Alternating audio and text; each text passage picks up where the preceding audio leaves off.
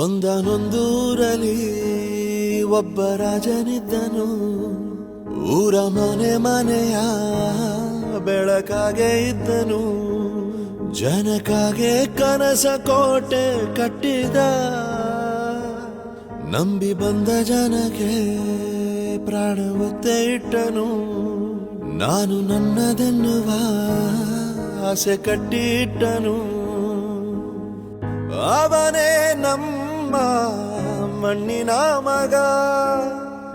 ಅಳಿಯದು ಹೆಸರು 100 ಯುಗ.